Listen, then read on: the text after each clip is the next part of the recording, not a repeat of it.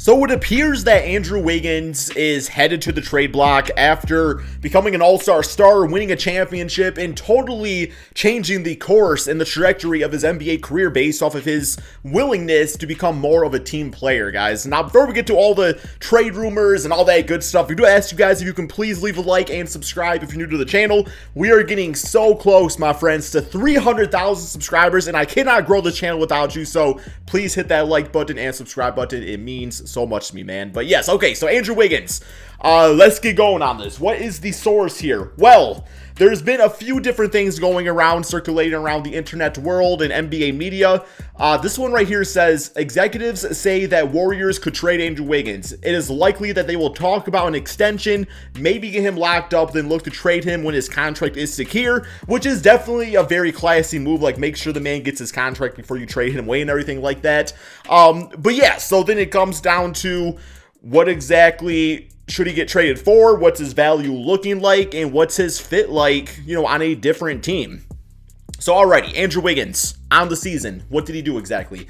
He scored about 17 points per game off of pretty good efficiency too, which has kind of been his weakness in the past, was his shot selection going back to the Timberwolves days. But really, he came to this Warriors team, and in my opinion, he kind of became like the Harrison Barnes. He became the guy that, you know, on a different team with a larger role, he is going to score more points and do all that stuff. But you also know very much, too, that if you can buy into a system, then it's going to make your team absolutely fantastic. And Andrew Wiggins definitely became that guy. So the reason that I'm not exactly so sure the Warriors should be looking to trade him is because of what they lost this offseason as far as some of their defensive intensity. You know, they lost Gary Payton to the Portland Trail Blazers. Otto Porter, who has decent length, I mean, 6'9", 6'10", so he's got great length, is no longer on the team. And then with Andrew Wiggins, you look at trading him away, and what exactly are you looking to fill out? You're probably looking to fill out that small forward position. So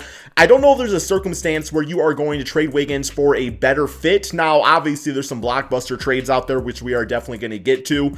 But yeah, man, so let's assume that they trade Wiggins away. Then at that point, are you looking for a center? Because, I mean, you have James Wiseman out there. You're not looking for a guard because you already have a surplus with Curry, Klay, and Jordan Poole. Are you going to try Klay Thompson at the 3 spot, which, you know, years ago they traded away D'Lo for Andrew Wiggins because they didn't really want to try Klay at that 3 spot. And now, obviously, we are in a positionless basketball type of era, which hasn't changed really that much in the past few seasons. But even with, like, Klay Thompson, I mean, you know, at this point, do you want to put him at that 3 spot? And then what position are you trading for Wiggins for anyway? Because, you know, you still don't really need a center. You don't need a power forward. You don't need a point guard, shooting guard. You need that 3 spot. So, yeah, man, it just doesn't really make a lot of sense to me, especially because he's been so willingly to buy into the system. And I don't know if I mentioned this already, but Wiggins, yeah, I said that 17 points off of, you know, good efficiency.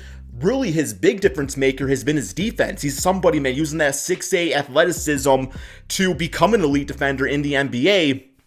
And there's only a few guys that you could really trade for that would fit that Warriors system, man, which we are going to talk about. So, what else we got going on here?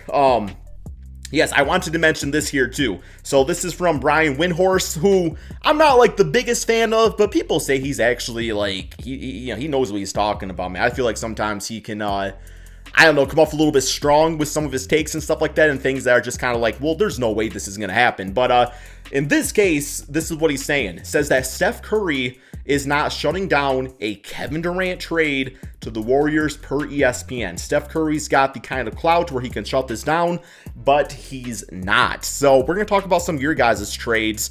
I also want to talk about one trade that I kind of wanted to bring to light here, talking about, you know, Kevin Durant going to the Warriors, and it would be in exchange for Andrew Wiggins. Now, not just that right there, but Kevin Durant is one of those rare players where you're kind of like, yeah, you could replace Wiggins with him, and we know there's going to be success because Kevin Durant's already had success with the Warriors before. And yeah, we know he plays great defense and everything like that. And yes, that's one of those changes. If you can flip Andrew Wiggins and get Kevin Durant back, I think you do that every single time. But do I think that's realistic? Because I look at Kevin Durant and where he wants to go to. It seems like the Kevin Durant trade rumors and his trade request really popped up when the Warriors won their championship. Like, a few weeks went by, Draymond's going on the podcast and stuff, and kind of, he's been saying that they don't really need Kevin Durant, and a lot of people said that, well, you look at Kevin Durant and his age and everything, and the team he's on, and the trajectory of the Brooklyn Nets, and is it going to be enough? And you could see where Durant would request a trade because he wants to prove that he doesn't need the Warriors to win a ring. So going back to the Warriors, you look at it one of two ways where, once upon a time he went there. He went to the team that went 73-9 and beat them 3-1 in the playoffs. And it seems everybody had a problem with that except Kevin Durant. So, for Kevin Durant to do that again, obviously is not beneath him. Like, he's done that before.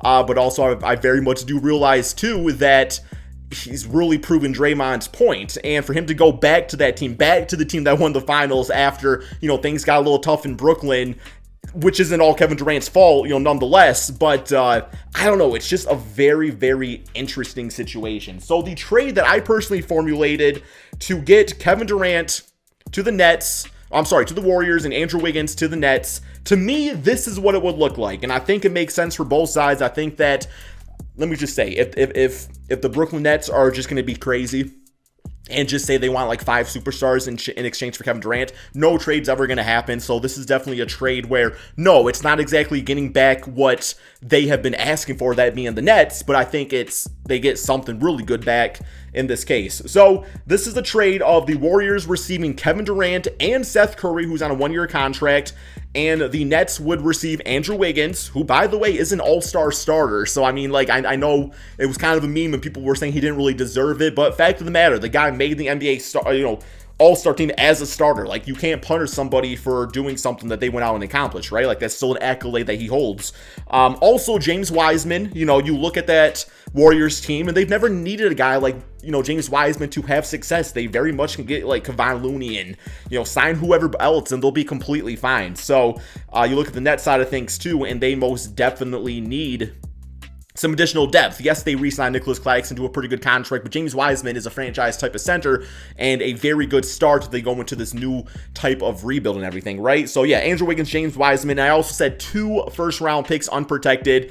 I think that is a fair trade, man. You get the young player in Wiseman, you get the all-star in Wiggins, you get some draft picks out of it, and the Warriors do, lose some of their future rebuildingness with having James Wiseman on the team, but you get Kevin Durant for this window, and you're still in a really good situation of the future, having Moses moving and having Jonathan Kuminga and everything like that. So, and plus you get Seth Curry to, replace some of that scoring for the bench unit that might have been lost with Otto Porter leaving and everything like that. And, Kevin Durant still keeps the defense intact. So I think that's kind of a good way to look at it. But, out of curiosity, I did want to ask you guys about some of your trades. So anytime you want to be part of these types of videos, man, go to my Twitter account at CrispyFlakes2K. Link to it always in the description below. And I post tweets and stuff like that, just kind of saying. So I'm going to go through a few of your guys' trades real quick here that I saw. I guess I haven't really seen any of these ones yet, but here we got C Breezy. Looks like he's a Celtics fan. He says maybe something involving Al Horford and Derek White. The Celtics just got Brogdon, so they have a backup guard. This is trade for Andrew Wiggins, by the way. And I feel as if Horford would do very well on the Warriors. So he's essentially saying Derek White and also Al Horford for Andrew Wiggins.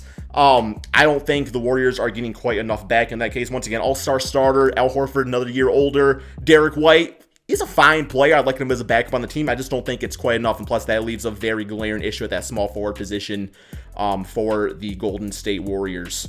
We have Wiggins and 2 seconds and a 2025 first for John Collins and Lou Williams. I don't think John Collins is worth Wiggins and a first-round pick, in my opinion. I think that would just be a straight-up swap. Or if anything, maybe, Lou Williams also a year older. This dude's very old now. Like, he's not really going to be, like, part of any, like, consistent rotation. So it's essentially Wiggins and picks for John Collins. Not a big fan of that. We have Zach MVP saying, realistically, Wiggins, Wiseman, Kuminga, Moody, and picks for Kevin Durant seems to be the most realistic option as of right now. I'm still very much, on the side of that's too much to give for Kevin Durant. I think I don't know, man. Like, that's so much. Wiggins, Wiseman, Kuminga, and Moody, like literally, especially like with Wiseman, Kuminga, and Moody, and the picks, like that's a full-on 10-year window right there in the NBA. And if Kevin Durant was 27 or in his absolute prime, pre-injuries and everything like that, sure, you can pull something off like that. But I just feel like the age has to be looked at. But I think very much so. You look at the package that was given for Rudy Gobert, you could see why the asking price for Kevin Durant is so high, but I do think age is a factor. Rudy Gobert, I don't think is going to age the greatest, if I'm being 100% honest, but he's still 4 or 5 years younger than Kevin Durant, so there's that. But I don't know, man. You guys give me your thoughts in the comment section below. Give me some Andrew Wiggins trades for the Golden State Warriors. Love reading your guys' comments. That's all we have for this video. Thank you all so much for watching, and peace out, my friends.